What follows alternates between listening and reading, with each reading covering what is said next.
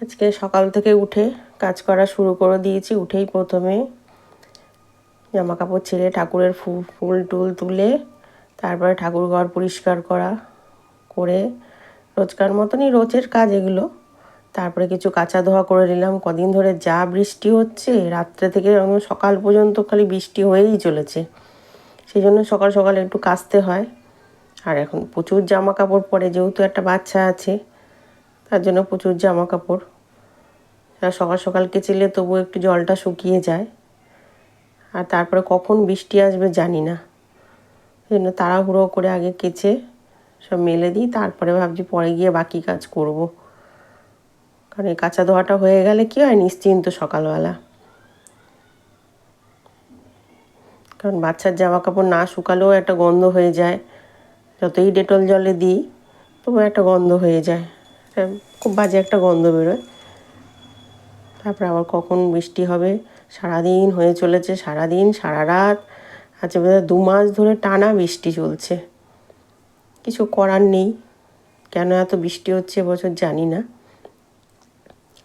তার মধ্যে ছাদ ভিজা, মানে ভয়ও লাগে। ছাদে এত স্লিপ হয়েছে ছাদটা, মানে রোজ বৃষ্টি হলেও তো স্লিপ কাটবেই, স্লিপ কাটছে ছাদে। জুতো পরেও চটি পরেও আসতে পারছি না।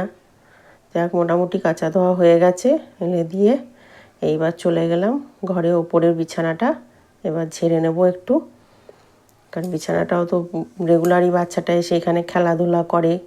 কারণ বিকালবেলার দিকে এখানে এসেই খেলাধুলা করে, এই যে খেলনা সব রয়েছে এখানে, সব খেলনা দিয়ে এলাম।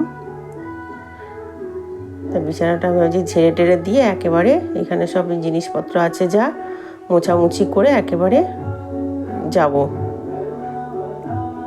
কারণ এই নালে আর আসা হয় না, নিচে গিয়ে এখন রান্না বান্না করলে কাজকর্ম শুরু করলে আর আসতে পারবো না। তারপরে বসে গেছি এবার সবজি কাটতে। এটা হচ্ছে কুন্দলি ফল। কুন্দলি ফলটা আমরা বাজার থেকে সচরাচর আনি না, খাওয়া হয় না। এটা পাশের বাড়ির গাছে হয়েছে, তা কালকে আমাকে একটু দিয়েছিল। বলছে ভাজা করে নাকি খেলে খুব ভালো লাগে, একটু টক টক লাগে বলছে। তাই জানি না, ঠিক আছে একটু ভাজা করে খাবো। এবার কী দিয়ে ভাজা খাই আমি জানি না, তা এটা শুধুই কেটে রাখলাম, শুধুই ভাজা করব।